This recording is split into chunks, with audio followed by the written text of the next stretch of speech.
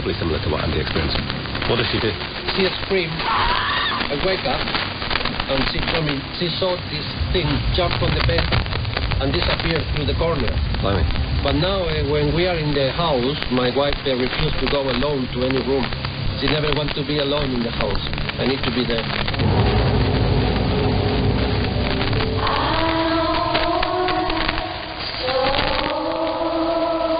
We have even more to unpack. I want to bring our experts back in, so I'm rejoined by Emmy award-winning paranormal podcaster Jeff Belanger and writer and former editor of The Skeptic magazine, Deborah Hyde. Jeff, it's really interesting to hear from Julio.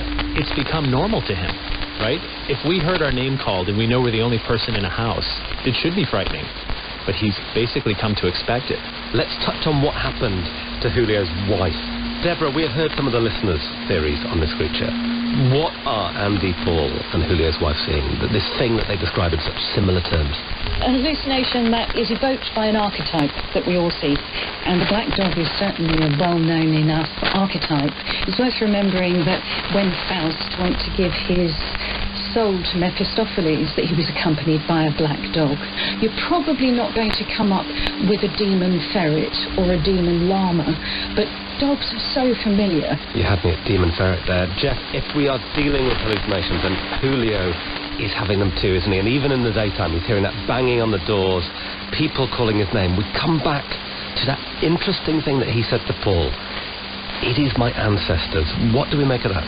Well, every building is the sum of all of its parts, and all of its parts is everyone who lived, died, and done all the things that you do inside of a building. And, I mean, history leaves a mark. Sometimes it leaves a stain. All right, I think it is time that we hear more about the history of this house, the source, perhaps, of that stain. Let us go back to Julio. This house was in the Civil War, in the Spanish Civil War, was headquarters for the Republicans. The Spanish Civil War took place between 1936 and 1939. The Republicans were the army linked to the government at the time, fighting against the nationalist forces led by the fascist General Franco. And this was like detention center for prisoners. So your house was actually a prison? Yes. The Republicans take people and bring here. And in here was a lot of people killed by Republicans. Julio's family didn't own the house at that time, but they were personally affected by it. Julio's great-grandfather was taken into custody. My great-grandfather, he was a pharmacist, and the Republicans took him because he was a pharmacist, and they tortured him, and they burned him alive.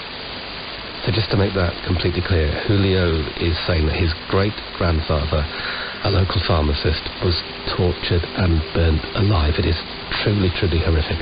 I know that the horrible things happened in this house in the Civil War. Julio, do you think that what happened in this house back then could in any way explain the things that people are experiencing here now? Yes, maybe some echoes.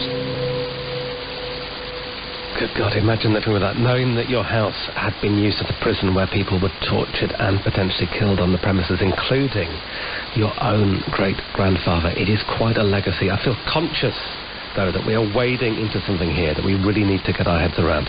So I have arranged a chat with one of the world's leading experts on the Spanish Civil War, Peter Anderson, Professor of 20th Century Spanish History at the University of Leeds. First off, I want to know more from Peter about how the war affected Torre Laguna. Well, one of the things about many wars is they tend to be fought between soldiers, but in the Civil War, it's not clear who the friend is and who the foe is. So in a town like Torre Laguna, neighbours became divided from neighbours, and family relatives could become divided from family relatives. A lot of people went into hiding, so there's a general degree of terror. We heard a horrific story about Julio's great-grandfather. Why would he have become a target, do you think? Julio told us that he was a pharmacist. It's more about the fact that he's a business owner. So people like that were often in alliance with people like a priest and the landowners. So it can be that somebody's your class enemy, they become your war enemy. The use of fire is quite interesting because churches were often burnt down by groups on the left. And one of the reasons they used fire was to try and cleanse what they saw as a kind of corrupt institution. So if you take somebody like a pharmacist who in a village like this can be a symbol of